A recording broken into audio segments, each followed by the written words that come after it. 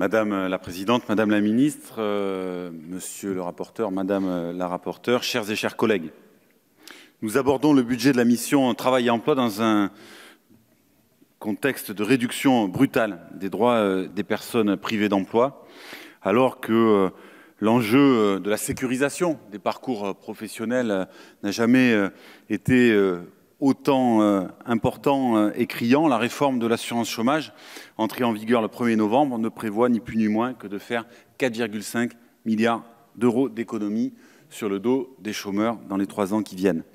Alors que plus de la moitié des privés d'emploi n'est pas indemnisée, ces derniers devront désormais travailler au moins 6 mois pour ouvrir des droits au chômage ou les recharger. Les jeunes, les personnes en contrat court, les intermittents de l'emploi subiront de plein fouet ces nouvelles règles. De manière inique, cette réforme de l'indemnisation du chômage prétend s'attaquer à la précarité en réduisant les droits des plus précaires. Rien ne justifiait de prendre des mesures aussi régressives, ni le contexte social et économique, ni les comptes de l'UNEDIC qui seraient revenus à l'équilibre en 2020 en l'absence de réforme. Dans ce contexte, nous ne pouvons que déplorer la constance du gouvernement dans son objectif de réduction des dépenses sociales, car ce budget 2020, relatif à la politique du travail et de l'emploi, est un budget de continuité dans l'austérité.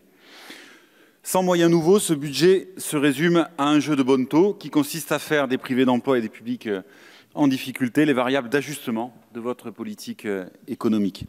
Vous brandissez le nombre d'offres d'emploi non pourvues pour justifier bien des choses, la culpabilisation des chômeurs et la réduction de leurs droits d'une part, mais aussi votre recours aux quotas dans une démarche néolibérale et utilitariste à l'égard des migrants. Vous sacrifiez beaucoup dans cette manœuvre indigne. Signalons au passage que vos chiffres approximatifs amalgament des offres durables et stables avec des offres temporaires et précaires d'une part, et d'autre part, qu'une fois mis en relation avec le nombre de chômeurs, ils paraissent bien faibles, en tout cas insuffisants. Vous ne tirez pas donc les bonnes leçons de ce volant d'offres sans réponse. Parallèlement, la baisse du chômage est devenue votre argument favori pour justifier le désengagement de l'État dans le financement du service public de l'emploi. Pôle emploi voit ainsi sa subvention réduite de 137 millions d'euros en 2020, après une diminution de 85 millions d'euros en 2019 et de 50 millions d'euros en 2018. Si le chômage a tendance à refluer légèrement ces derniers mois, la précarité, elle, ne recule pas. Le nombre d'inscrits à Pôle emploi, toutes catégories confondues, dépasse les 6 millions d'inscrits et le nombre de chômeurs de longue durée continue de progresser, d'où toute l'importance qu'il faut accorder à cette grande idée au sein de la protection sociale de l'assurance chômage qui remonte bien loin dans notre histoire. Vous prétendez avec ce budget renforcer l'accompagnement des chômeurs. Force est de constater que ce sont les chômeurs eux-mêmes, à travers une nouvelle ponction de l'UNEDIC, qui se paieront leur accompagnement dans le cadre de la réforme de l'assurance chômage.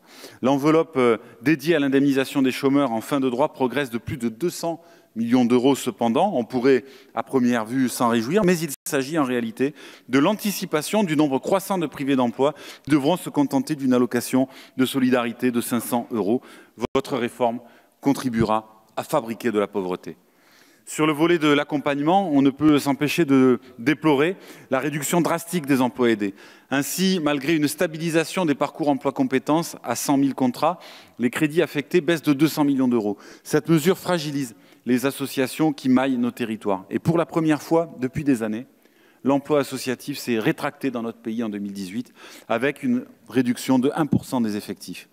La progression des financements dédiés à d'autres dispositifs ne viennent jamais compenser la division par 2 des contrats aidés intervenus depuis le début du quinquennat. Enfin, nous regrettons fortement les baisses de moyens de fonctionnement de l'administration du travail. Cet effort se traduit, comme les 2 années précédentes, par la suppression de 256 postes, portant le nombre de postes supprimés à 734 en 3 ans. Ces coupes dans les effectifs qui se suivent d'année en année fragilisent les missions assurées par le ministère du Travail et les services déconcentrés, notamment l'inspection du travail. Cette dernière a dû faire face en parallèle à une réforme d'organisation depuis plusieurs années qui engendre un profond malaise chez les personnels. Je voudrais enfin souligner l'intérêt qu'il y aurait à pouvoir anticiper un certain nombre de mesures concernant les territoires zéro chômeur qui pourraient d'ores et déjà connaître une extension.